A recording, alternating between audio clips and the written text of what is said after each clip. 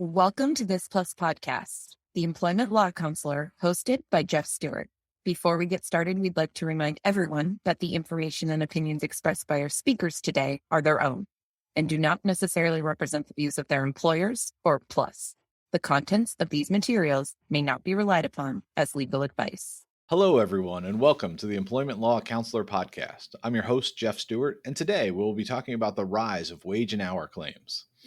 This podcast is a collaboration between White & Williams, LLP, and the Professional Liability Underwriting Society, commonly referred to as Plus. While our podcast is not legal advice, it is a practical discussion between two attorneys that deal with the maze and minefield of labor and employment laws on a daily basis. If you like what you hear, please give us a 5-star review and subscribe so you never miss an episode. Today, I'm joined by one of my colleagues at White & Williams, Vicki Fuller, who practices out of our firm's Boston office. How are you doing today, Vicki? Hi, Jeff. I'm doing well. How are you? I'm doing great. Thank you so much for joining us. And this is your first time on the Employment Law Counselor. I'm excited. I'm really excited to talk about wage and hour. It is an issue that is near and dear to my heart. Well, you are a fellow employment law nerd, and we celebrate that here on the Employment Law Counselor. So let's dive right in, shall we? Absolutely. What are we talking about today? Wait, we're talking about wage and hour, but what exactly is wage and hour? Well, wage and hour is essentially employees being paid.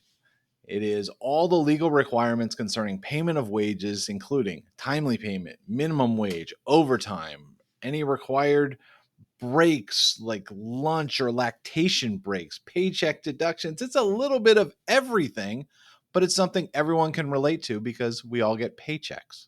I think we should also talk a little bit about pay equity because it is an issue that dovetails and it's becoming very hot. I'm seeing it a lot more than I used to, and it tends to tie in with other wage and hour claims. So maybe we can spice things up with some pay equity. Absolutely. So, Vicki, I'll throw it to you first. What kind of wage and hour claims have you been seeing more of recently? So there's a couple of ways it can come up. It can come up as a standalone claim, but more and more frequently, we're seeing it tied together with discrimination and retaliation claims. This is because, many times the real driver of the claim is that wage and hour claim, but plaintiffs' lawyers know that there's typically no indemnification for those types of claims under most EPL policies or employment practices liability policies. So they're looking for insurance coverage. So they're going to include both a covered claim at discrimination, retaliation, hostile work environment with that wage and hour claim to try to squeeze in some coverage. A side note on that for our listeners who are not familiar with EPL policies, they're a type of insurance that employers can get, and it provides defense and indemnification for certain types of claims, typically discrimination, retaliation. It sometimes provides a defense sublimit. What that means is you get a certain amount of money towards hiring a lawyer to defend you in a wage and hour case, but they typically don't indemnify or pay out for things like lost wages on a wage and hour claim. So if the employer is found to have failed to pay wages to an employee, if there are additional liquidated damages or penalty damages, that's something the employer has to pay out of pocket. So what's happening, as I said, we're seeing more of these plaintiffs' attorneys who are trying to tie in these very expensive uncovered claims in with covered claims to try to reach the insurance policies. One more quick note on the insurance side of things, because I think this is such an important piece of being an employer in today's reality, is there are some Bermuda insurers that are writing standalone policies now for wage and hour. They also have some blended EPL policies that do provide some wage and hour coverage. So if you're a large employer and you don't have this coverage, I would absolutely look into it, go talk to your broker and see if you can find a policy that's right for you. Sorry, I rambled on that for a moment, but just to tie that all back, we're definitely seeing these claims tied in together. And that's very new. Wouldn't you agree that there would be a policy that would cover the actual wage claim? Yeah, I don't know how long these Bermuda insurers have been writing these policies, but I learned about it myself last year. And it typically, because of the deductibles and the self-insured retentions are on the higher side, I think it's targeted more towards large employers. But my suggestion to any listener who's interested would be to go talk to your broker about seeing if you can find a policy that works for your needs. I would absolutely echo that. And another reason for the rise in wage and hour claims that we've seen is that a number of states have, I'll say, very punitive statutes and laws in the areas of wages and wage payments because, frankly, they want to make sure employees receive their paychecks on time in the right amount. And if an employer fails to do that, there are some harsh penalties. In Pennsylvania, for instance, where I practice, the Pennsylvania wage payment collection law says if an employee has to bring an action for wages that were not paid, the employee, in addition to recovering the wages, also is entitled to liquidated damages in the amount of either 25% of what was withheld or $500, whichever is more, and all of their attorney's fees. So if an employer doesn't pay a paycheck that, let's say, was $300, very small, they're looking at $300 plus $500 liquidated damages plus literally thousands of dollars in attorney's fees. So improperly withholding $300 can lead to $4,000 or $5,000 of liability. That gets expensive fast, huh? Absolutely. So we have a slightly different statute, but also similarly punitive. In Massachusetts, which is where I practice, we've seen actually a huge uptick in wage and hour claims since the Supreme Judicial Court's decision in Reuter versus Methuen a couple of years ago. In that case, the SJC held that liquidated damages are owed on all late paid wages. That means if the employer is late by a day. Unfortunately, they are on the hook. Even if it's a mistake, even if they tried to make payment, they're on the hook. So it's a strict liability statute. And like you said, the actual lost wages on a single claim can be very small, say even just a few $1,000s. But most employers will typically settle a lot of these claims quickly because it's just the cost of litigating them is just so exponentially more expensive that they just try to get rid of it quickly. And I think the plaintiff's bar has really taken notice of some of these things, and they know that it is better for the employer to settle than to litigate. So the plaintiff's bar is looking for plaintiffs in this area. Whereas in the past, it used to be, it's kind of small, it's not worth my time. Now they are actively seeking. That's one of the reasons we're seeing that rise of claims. Absolutely. And they're smarter about it too. They know the law, that the employees have gotten wise to this punitive nature of the statute. One thing that we've seen here are employees who intentionally avoid payment of a final paycheck to try to trigger a late payment by the employer. I can't even make this up. I know it sounds bananas, but they know the statute is out there and this stuff is actually happening. Which just seems completely counterintuitive to me. But, hey, employees will always try and find a way to game the system. Well, I think it's the nature of the employment environment that we're in now. And I think this is an area where being prophylactic, making sure that your policies and procedures are shored up, that you're following all compliance with wage and hour laws at a state and federal level really will save you a lot as an employer in time and in other costs like time, money, distraction, things like that. We also, just to dovetail back into what we were talking about, another reason this is coming up a lot in Massachusetts is beyond that case from a couple of years ago, and on the note of policies, where you have an employer who doesn't have a clear vacation policy. We see employees demanding payout for their accrued but unused vacation time, but also for that treble damages. So employers will say, I give them 4 weeks. Well, how does it accrue? I don't know. I've never had to think about it before. Well, if you don't track accrual, you're not tracking usage, you better be ready to pay out 4 weeks unless you have some evidence to back up either the accrual or the usage or both, because they know that this is considered a wage under the statute. And they also know that if you don't pay it out on termination for a terminated employee, they're entitled to treble damages on it. And kind of bouncing off what you were saying there, that's a specific Massachusetts law. And one of the things that I have found employers struggling with, especially in the last 5 years, is the incredible rise of remote workers. And they're working in different states that have different laws. And depending on how that law is written, what laws apply to that employee? Is it where the employer is, where they're based? Is it where the employee is, where they're based? Is it a combination of the two? Is it whichever is more beneficial to the employee, which is how some laws are written? There are a lot of things, and employers need to really be proactive and know what they're dealing with. and where their employees are, because they may never have had an employee in Montana.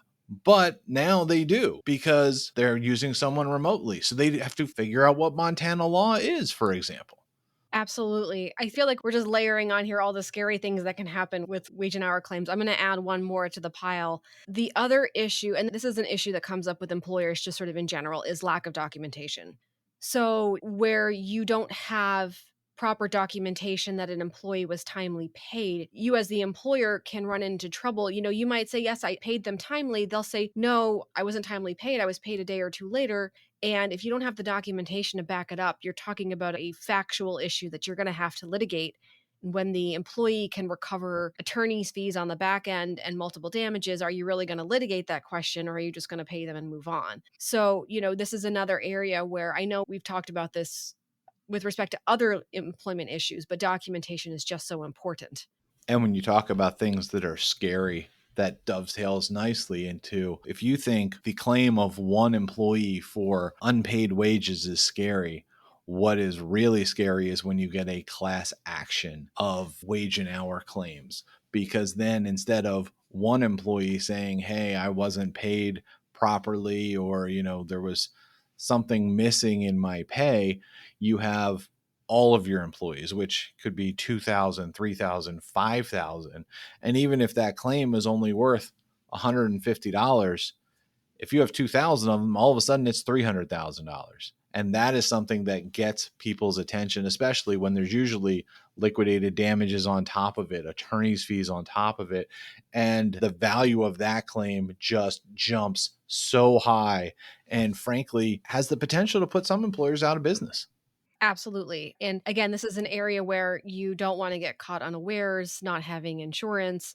If it's a policy that you can get coverage for it, I would absolutely recommend it. Like you were saying, this is not your one employee $3,000. Let's just make it go away. This is some number of employees, 100 employees, 1,000 employees who are all claiming failure to pay, and they're seeking liquidated damages and attorney's fees. And those cases get expensive real fast. And actually, so one thing I think is interesting on the wage and hour aspect of it, there are multiple types of employment class action suits.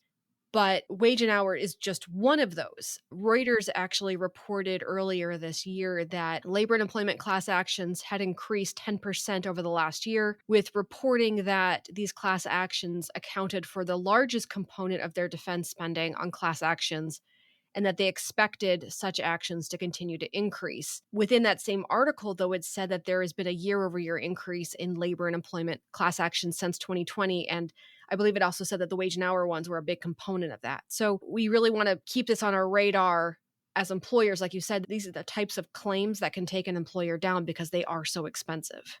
Absolutely. And I know I've handled several in the last few years. And Vicky, I know you've handled a couple as well.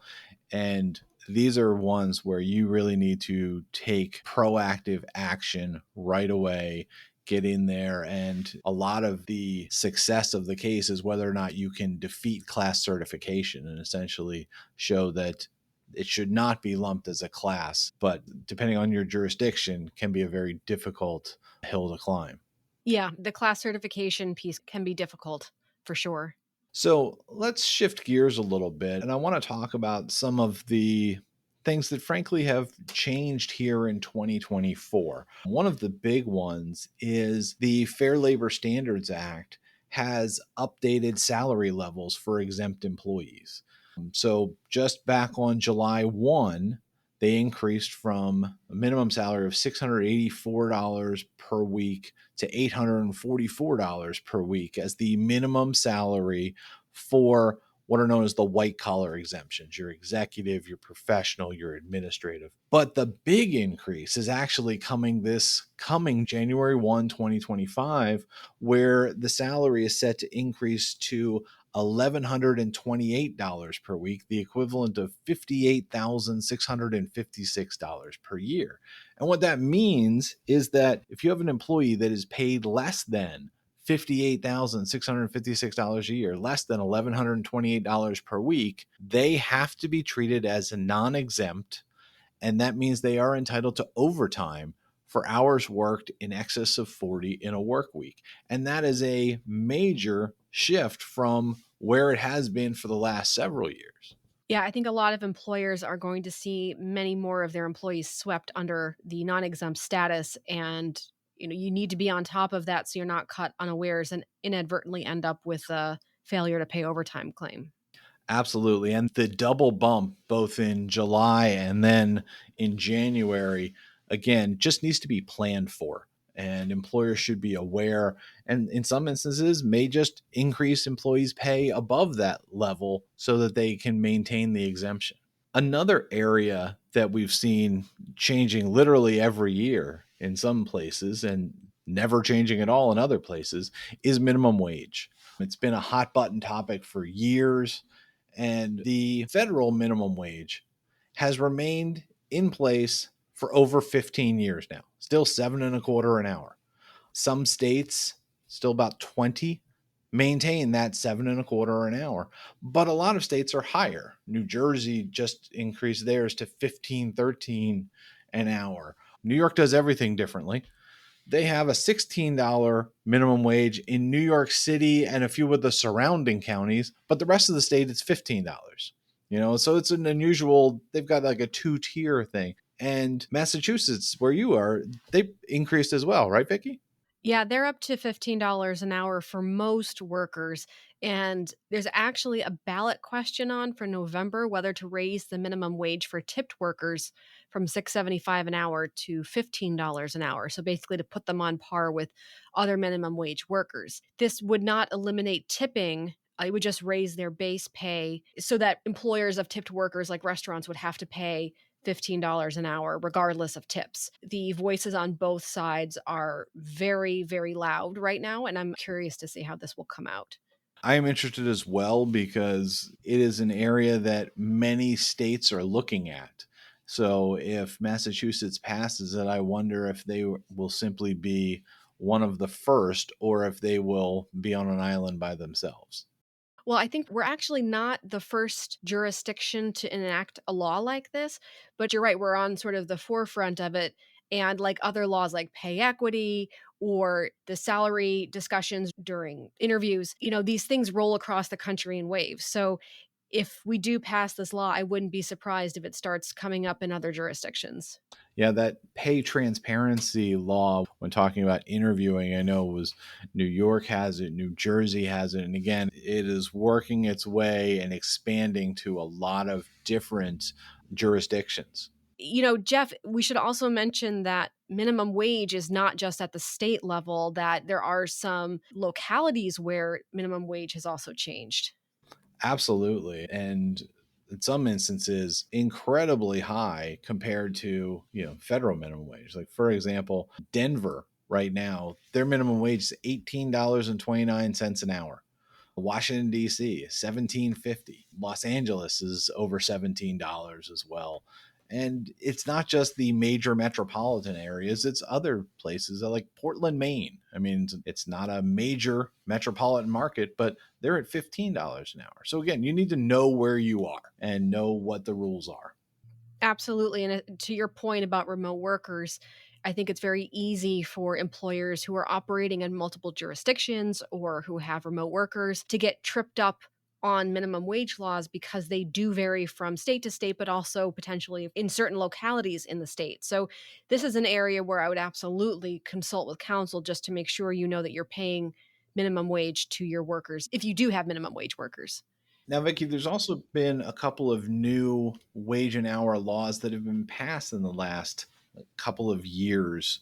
I want to talk for a minute about the New York law requiring a 30-minute paid lactation break. Have you had any dealings with that law as of yet? I haven't yet, but I am aware of it. And I think what employers need to be aware of is this is a new type of break. Everybody sort of knows that there are standard breaks like for lunch, but this is a paid break for a new mother or a lactating mother to express breast milk for up to 3 years after the birth of their child. So I would make sure that this is in your handbook, that it's in your policies, that managers are aware of it because you're going to end up with inadvertent violations if the folks who need to be enforcing these breaks don't know that this is a thing now. Absolutely. And it'll be interesting to see the kind of litigation that comes out of this new law. Absolutely. And this is another one where I wouldn't be surprised if this is a law that spreads across the country now that it's been enacted in New York. Absolutely. So one of the most common kinds of, I'll say, wage and hour type claims is a failure to pay overtime. We talked about the exemption levels increasing quite a bit.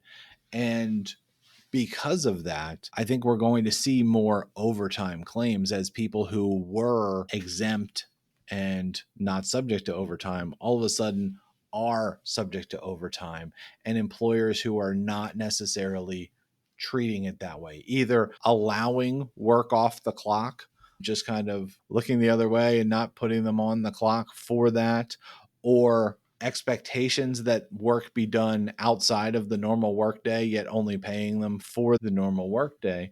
And that is an area where not only do you have penalties like we were talking earlier with liquidated damages or treble damages, depending on where you're at, but also makes it very ripe for a class action type of a claim. Would you agree?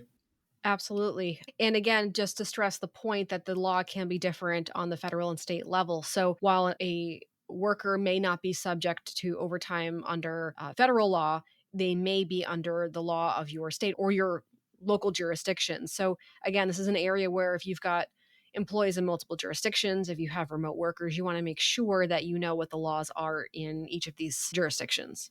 Absolutely. And jurisdictions have laws on all kinds of things. And one of them that I became familiar with not too long ago was a law on what is required on the employee's pay stub. There's certain information that is required, and again, varies state to state. But the issue that I was dealing with had to do with whether or not there was an employer phone number on the pay stub itself.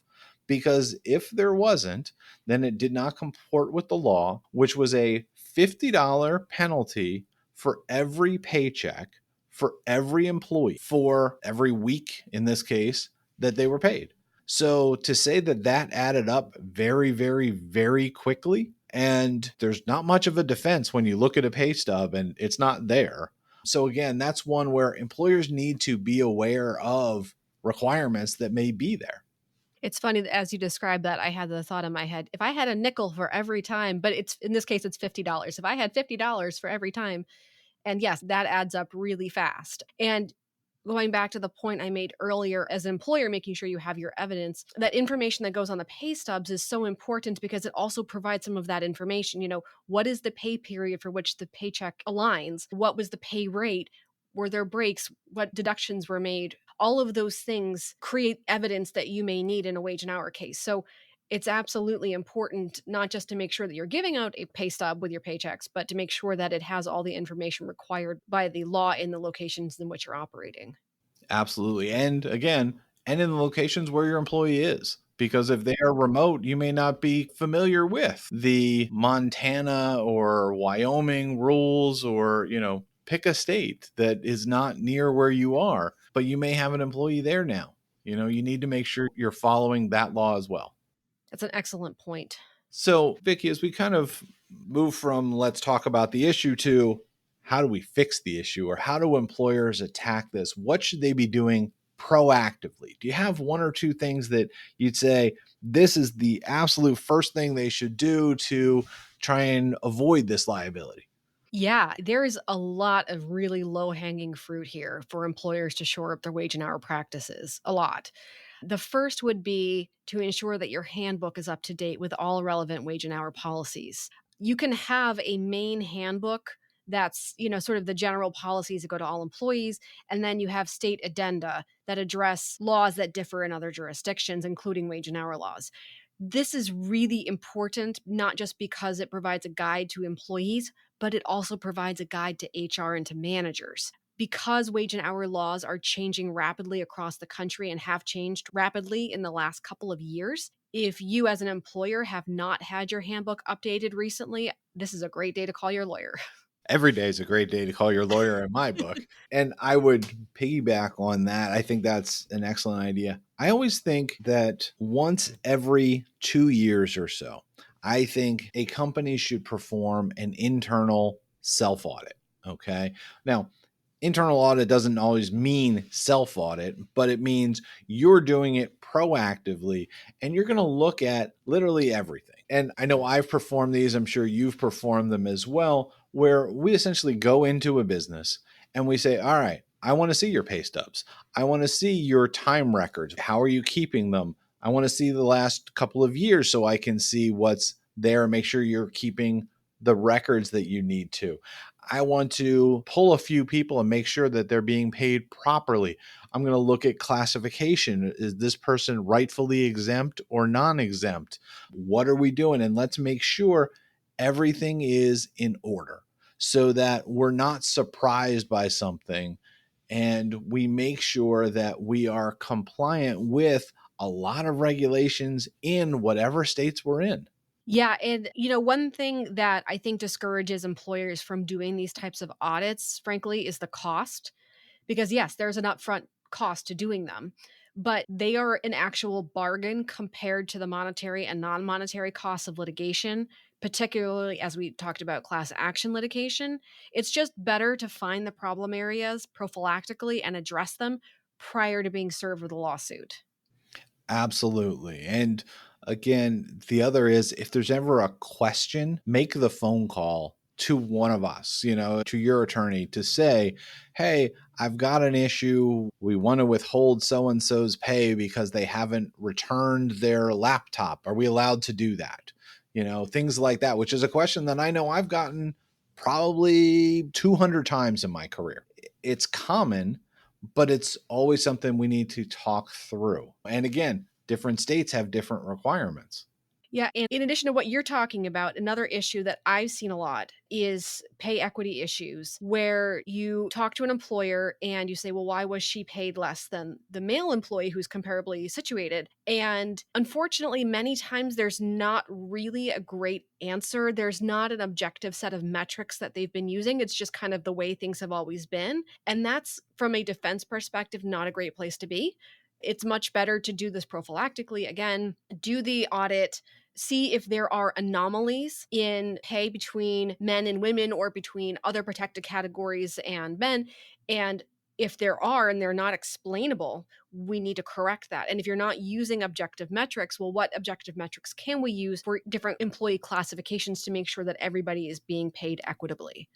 And again, that's where the self audit will help quite a bit to be able to have those conversations, not reacting to a lawsuit, but how are we going to take care of this when we have some time? And maybe we're going to correct this issue not tomorrow, but over the next 6 months or a year, or we're going to develop the metrics that we need to make proper decisions. Yes, 100%. And again, just to your point, this is not necessarily something that we need to correct in one day. It's not like, and tomorrow everybody gets a raise. It's something that you find the problems and then you work out a plan to address them.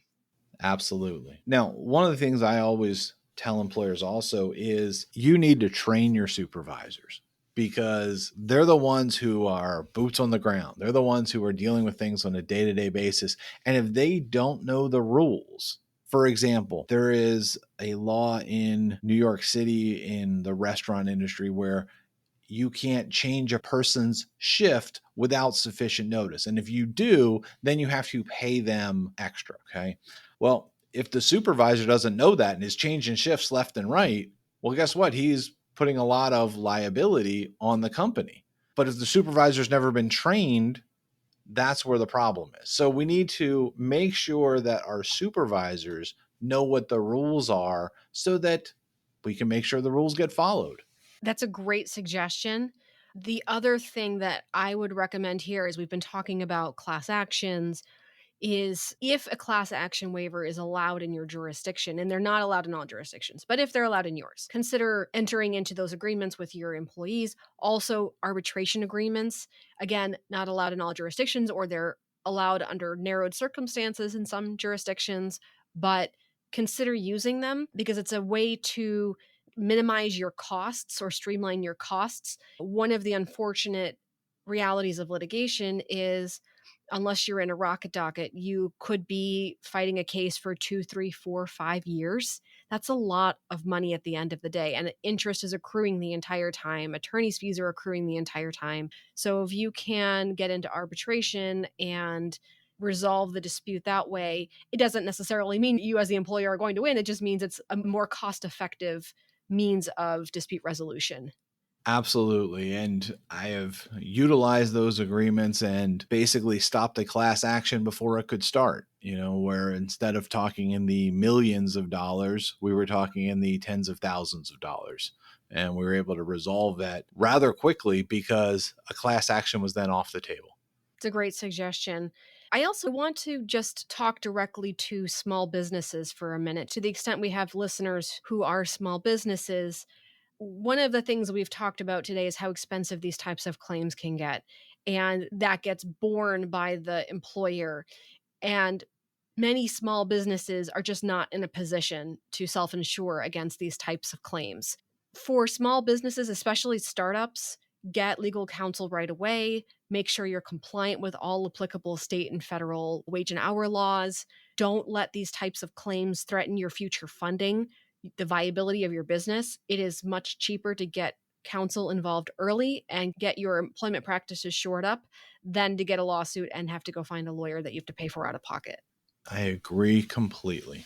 And I think that's an excellent way to end. So with that, I'm going to thank everyone for joining us here on the Employment Law Counselor podcast, where we try to make sense of the world of labor and employment law. On behalf of myself and Vicki Fuller, we thank you for listening. If you enjoyed this episode, please leave us a 5-star review, tell your friends, and subscribe to the podcast. For more information on this and many other topics, please visit the White & Williams website at www.whiteandwilliams.com, where you can visit our blog and learn more about the firm. Until next time, stay safe and stay compliant. Thank you for listening to this episode of the Employment Law Counselor. If you haven't checked out the previous episodes, make sure to give those a listen and check back in the next few weeks for the newest episode. If you have an idea for a future Plus podcast, you can visit the Plus website and complete the content idea form.